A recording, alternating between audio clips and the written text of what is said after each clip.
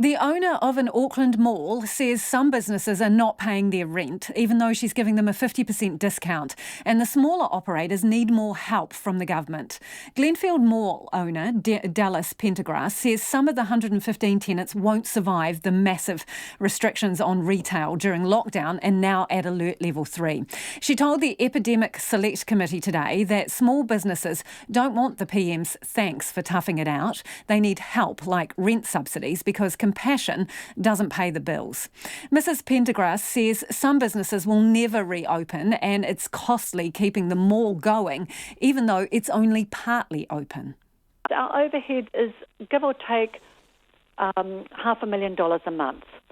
And that includes all sorts of things like rates, insurance, then the other things, the day-to-day things like cleaning, security, management. There's a whole lot of things. We've got lifts and escalators, elevators, and they have to be serviced on a very regular basis because they're high traffic. The cleaning bill is huge, probably getting close to $100,000 a month. So you are carrying those costs at the moment, which begs the question, do you think these shops should all be allowed to open now? Well, I do. I do, because, we're not going to improve the situation until we do.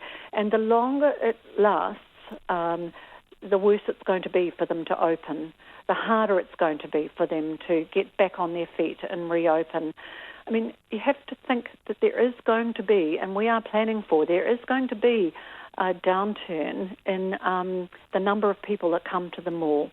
I mean, we know for a fact that some people will still be frightened to go out, some older people, and we do have, our demographic is mostly young families, but we do have some older customers as well.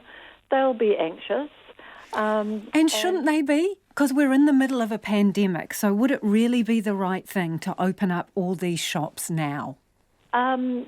Yes, they should be anxious. I understand that completely. But Lisa, we're not in the middle of it anymore.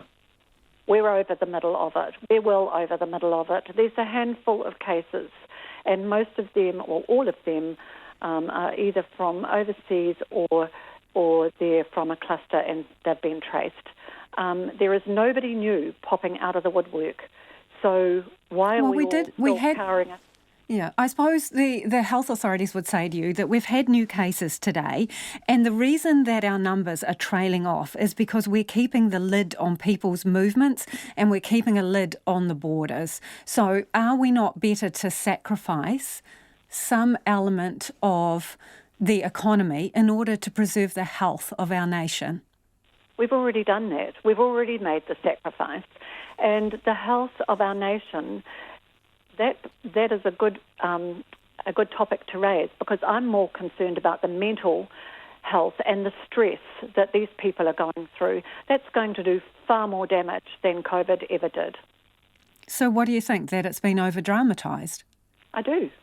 Yeah, I do. In the recent times, I don't think it was to start. I think the lockdown was probably a good way to go, but it's just to extend it out beyond today for most of the people that I'm interested in, which is not only my tenants. There's a lot of people throughout New Zealand that this affects. I mean, these people are the backbone of New Zealand, along with farmers. The farmers are too. But these small businesses, they're in every town, every little tiny corner of New Zealand, and they're the ones that are really feeling it. The Prime Minister has obviously thanked everyone for the sacrifices that they're making. Do you not think she understands that there's sacrifice involved here?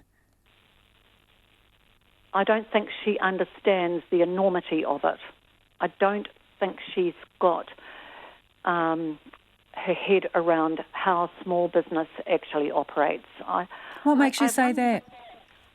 Because she wouldn't be discarding them to one side if she did. She wouldn't be just allowing them to suffer on the way they are with a mere thank you for everything you're doing, which is all that they've been given so far, a thank you. I mean, they don't want a thank you. They want to get back to work. $10 billion wage subsidy package?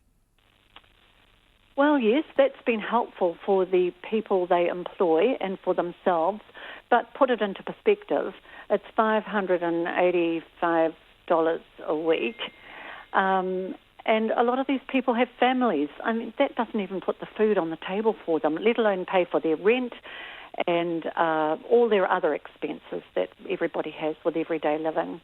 So what do you need from the government then, right now? What do the businesses in your mall and you need? We need to get back to work. We need to open the mall and we need to get back to work. And if the government isn't prepared to do that, then they need to offer a helping hand to these people by way of some sort of financial assistance. And of what nature, the financial assistance? Because they've been very clear, we're in level 3 for at least 2 weeks. So what kind of financial assistance would compensate for that? I don't know how they would work it out, to be honest, Lisa. I haven't really thought it through to any great extent, but I would think some kind of rent relief would go a long way to making them happy. I mean, we've done our bit. We've given 50% rent relief. It's still, for a lot of people, quite a lot of money to have to pay out. So I think that's probably, from my perspective, talking to them, that is the biggest thing that's worrying them at the moment. So you would like some kind of rent guarantee from the government? Yes, a rent guarantee would be good. I'm sure that these people would appreciate it. As far as we're concerned, we're facing the long distance of this.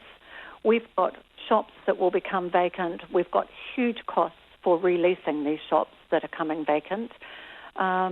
We've got also, as we mentioned before, topping up the operating expenses so we can keep the property in really top condition so that it is ready to open at a moment's notice. And because we're not getting any notice about when it's likely to happen, we're not getting any idea about what's going to happen in level 2.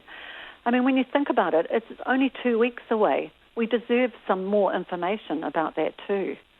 Dallas, just to be clear, when you say that you've given your tenants a rent discount of 50%, Countdown, for example, that's in the mall and is still operating, I'm assuming that you didn't extend that discount to them?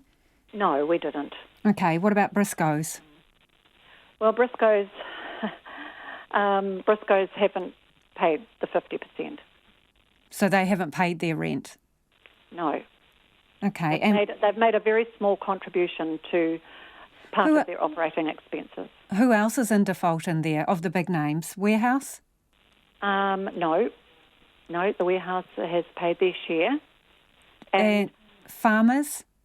Yes, they've paid their share. And so did Farmers and Warehouse have a discounted rent as well, Dallas? Or Absolutely, they have, yes. Okay, so Warehouse and Farmers. And you mentioned the Aussie ones. Have you got Just Jeans in there? Yes. Have they paid up? Because I know in some other places they haven't. No, they haven't. And that is the Glenfield Mall owner, Dallas Pendergrast there. And a short time ago, we called Briscoe's owner, Rod Duke, to clarify the situation. He declined to be interviewed, but has just told our producer, Bridget Burke, that Briscoe's has a specific clause in their contract with Glenfield Mall, whereby if for any reason they are unable to trade in their shop space, rent ceases and a fair proportion only is payable. The issue here seems to be the figure that Briscoe's thinks is fair is not as much as what Glenfield Mall thinks is fair. Just Jeans has not returned our calls.